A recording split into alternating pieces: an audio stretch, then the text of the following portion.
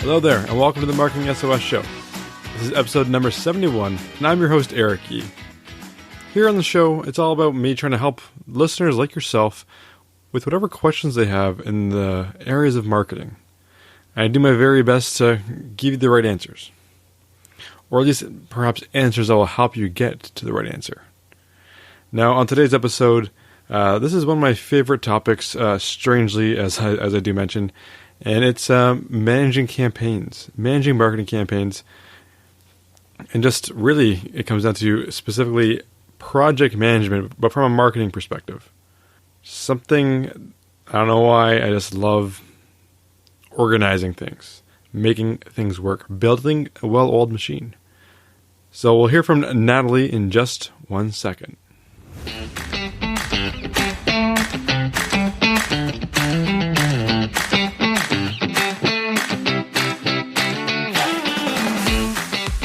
So, Natalie writes, "Hi Eric, how do you manage deadlines on your team? Specifically wondering how you would help ensure team members get collateral and other assets in not just by the deadline, but with enough time for approvals by leadership and other stakeholders and additional revisions if necessary. Do you have a process that you use for your team that you can share, or any tips?" Natalie. Well, Natalie, this is, as I kind of mentioned at the top of the show, weirdly enough, one of my favorite topics. I'm not sure why I love it so much, but building a process and a well-oiled machine and keeping everything organized is just my jam. I don't know why. It's likely because I know how chaotic marketing can be without one. Taking requests, internal requests, things go sideways. People are dropping things off on post-it notes. You get an email, you get a call. It's hard to keep track of everything and keep everything running. Everything's always evolving. There's always a fire to put out.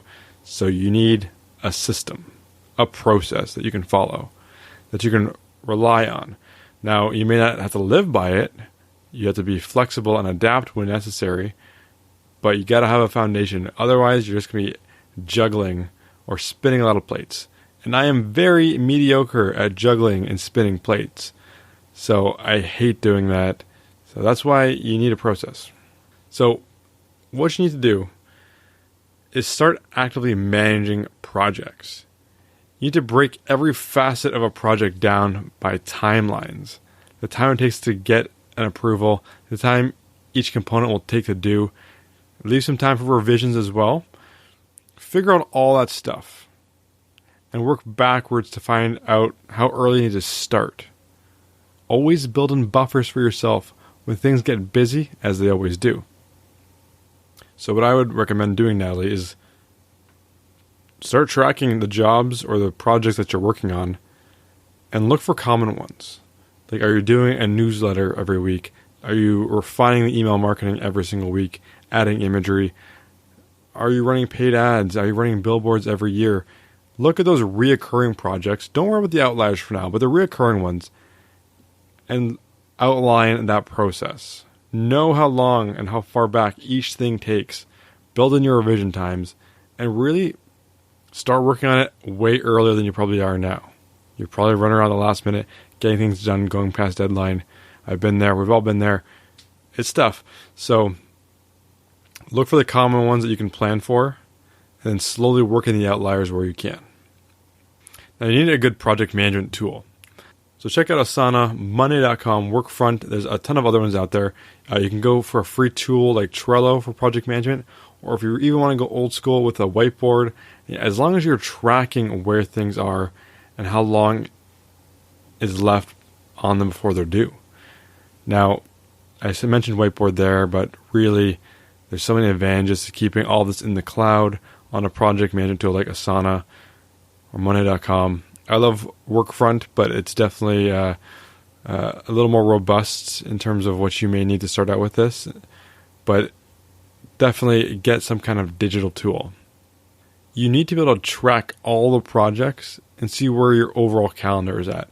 Otherwise, it's going to be a mess of priorities when you schedule your team to maybe work on 6 projects on the same day. Now, many of these tools, like the digital tools that I'm mentioning here, they have reminders built in. So they'll remind your team, hey, this project or this task is getting close to being due. Now you're overdue. You're 3 days overdue. They'll remind them of things. So that way you don't always have to micromanage every single thing. Trust in the system to do it for you. Now, the only thing I'll say with that is make sure you set up your projects properly, because otherwise your team is going to be inundated with all these alerts and reminders. Don't get too complicated on the reminders. Otherwise, your team will get a ton of emails or Slack messages about them, and they'll just end up ignoring them, which is not what you want.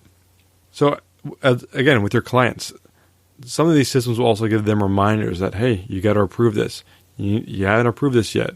The approval deadline is coming up soon. You've passed the approval deadline. Whatever you can automate, things like this, they'll be helpful for you. You can go follow up in person or on the phone, but trust the system again. Now the big reason I like having specifically the client approval on this is your system will track it. This will give you great documentation to refer back to when someone says, hey, where's that project? Well, I never heard it. No one ever told me. Yeah, we did. We've sent you several reminders and you haven't followed up. Or, no, you actually approved it on this date. See, it's right here. Here's what you said. It's fantastic for those unfortunate cases when you do have to have those awkward, difficult conversations. So you get the system in place, but now comes honestly the hardest part. Yes, you've set it up logically, how you create projects, timelines, subtasks, all that stuff. It all looks fantastic. But honestly, the hardest part of any of this is getting your team trained on it, and more importantly, having them adopt it and use it the way you want. Ideally, you ease them into it, but it never works that way. There's always fires, and you need everyone on it yesterday. It's usually a painful process of hand-holding, finding champions that will be on your side and be like cheerleaders for it. And that you need the persistence to continue to reinforce it over and over and over and over and over until it sticks. This is also when you may discover some people on your team do not like change. And you have some decisions to make on how you integrate them into this new process that you need to survive and thrive to go forward. Now, on the flip side, you'll also be training your clients, internal or external, on how to use it. They need to interface with it for approvals. You'll also likely need to look at how you work with your clients.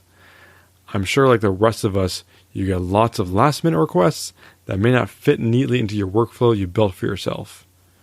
So maybe there's a workflow for managing these exceptional cases, but at the end of the day, you need this. You need this process. You need this structure.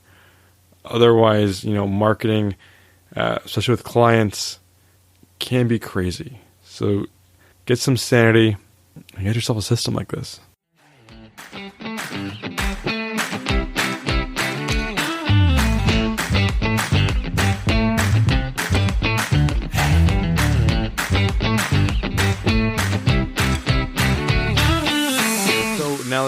Thank you again for writing in. Like I said, favorite topic of mine.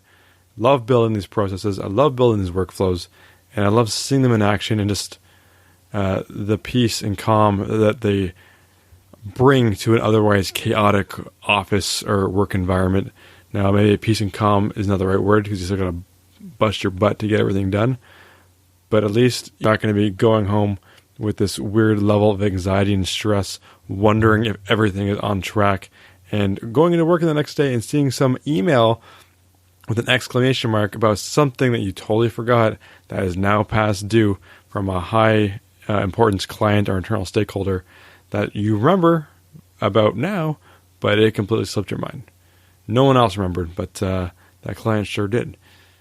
So build a process. Examine how these projects roll out. You really need to take care of yourself here. Take care of your sanity. So honestly, anyone else out there listening in the world of marketing, if you're a marketer in the corporate environment, or even if you're just someone, a small business owner that does some marketing occasionally, you should have all the steps laid out, what your timelines are like, so that way you aren't rushing last minute to get things done and stressing out over it. There's always going to be competing priorities, so you need to start sooner rather than later and have all your ducks in a row. which is what project management and having some kind of system to have your back is really important, especially in this game, in this day and age in 2020. So I encourage all of you to do that. Maybe in the future I'll write a blog post or video series on how I structure my projects or how I get these things done. So if that interests you, drop me a line at eric@marketingsos.ca and let me know. And give me some more fire to actually get that done. But along with my email there, if you have a question for me that you would love to be answered on the show, like I said a second ago, it's eric@marketingsos.ca.